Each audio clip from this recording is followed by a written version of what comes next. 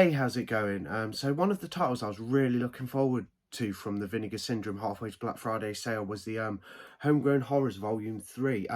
After a decent Volume 1 and then a fairly good Volume 2, I thought, with two really good movies out of the three, and I thought Volume 3 might be something fun, bit unique, maybe something even special in there, but I can safely say after watching it, I'm not too keen on Volume 3. I will keep it in the collection because it's a lovely set to have and I want to collect these. But yeah, I mean, I've not got a problem with low budget horror, but these three films just really are not that great.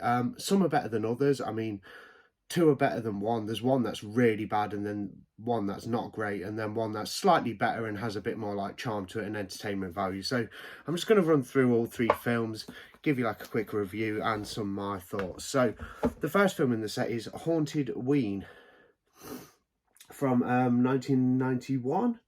87 minutes, tells a story about this young boy who's basically taking the admittance to a haunted house attraction. He's there at the gate taking the money for people to go and see the haunted house attraction.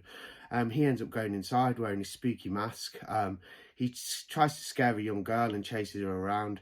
She ends up being impaled on a sharp piece of jagged metal, and then he just goes crazy and hurts her even further and decapitates her and stuff. The mother's aware of this, so she grabs him and they vanish, all under being suspected of committing this heinous crime.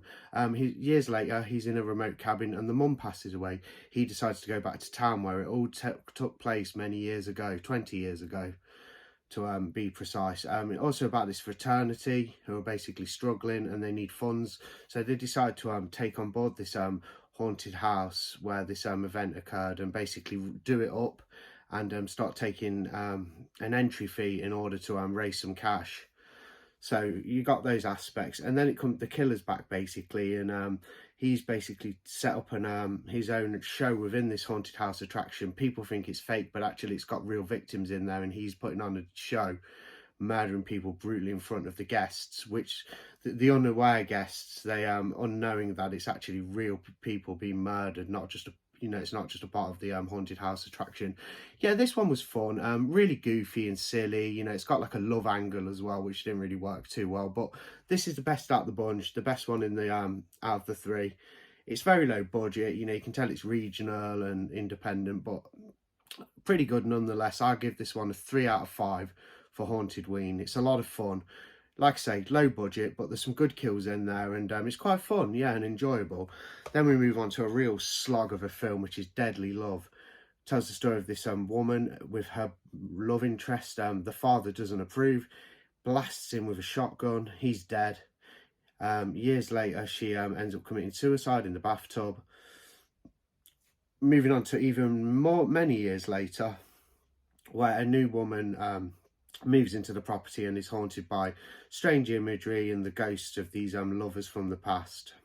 Completely bland, boring, really weird as well, like shot really strangely with this weird kind of like lovey music that just doesn't add much. It just creates this kind of awkward atmosphere. I did not enjoy Deadly Love. It's meant to be some sort of like horrific like horror love story, but it turns out just to be a bit of a bore fest, weird imagery to the point where it's not just weird in a cool way, it's just weird, and like I say, just showing this woman really depressed, and then she slits her wrists in the bathtub and she's longing for her lover who's passed away as well, been shot by her father, and it's just got really terrible music. 1.5 out of 5 for this one, Deadly Love. There's an look on the back. Anyway, this one's from 1987.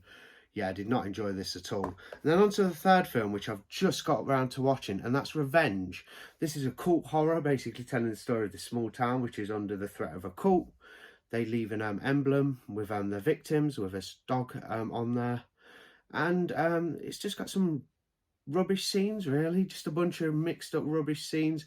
It's got this plot about this guy going back to town, the senator, and he's trying to like help one of the victims, this old woman who's basically her husband Carlton's been murdered by the weird biker guy. There's like a biker guy going around on his cycle and wearing a helmet and killing people off and things like that. Just not very interesting. It does have some sort of like creature action towards the end where the cult's having a ceremony, and the victims, some of the victims turn into these creatures, and cult members do as well.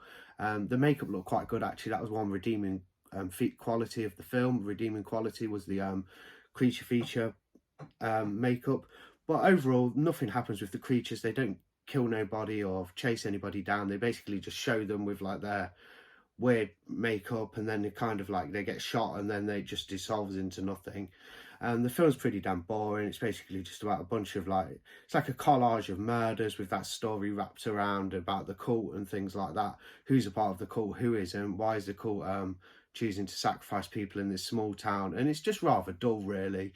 And that's Revenge for you. That's from 1986, so that's the third one in the Homegrown Horrors Volume 2. No, not a great set at all. Nice aesthetic, great packaging from Vinegar Syndrome, but that's the chance you take with these films. Sometimes they're great, sometimes they're fantastic, sometimes they're just plain awful.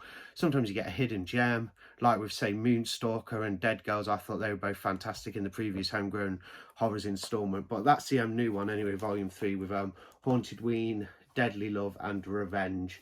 Not too keen at all. I'll be keeping it in the collection, but yeah, I won't go out of my way to get this one. If you're looking for a good time, there's better Vinegar Syndrome movies out there than these three. They're not absolutely brilliant. Haunted Ween was fun. I did give that a 3 out of 5, as I just said, but the other two were just plain awful, really. There's the set anyway, Homegrown Horrors Volume 3. As a set, out of 5, you know, I've rated the films individually out of 5. As a set, I would give it about a 2 I'll give it a 2. 2 out of 5 as a set. Obviously, I've rated the films individually, but as Homegrown Horrors Volume 3 as a collective, I will give a 2 out of 5 stars for the entire set. So that's not really a good rating. But I suppose if you're a completionist and you want more bad horror films for your collection, go ahead and grab it. But I was not blown away by it or too keen.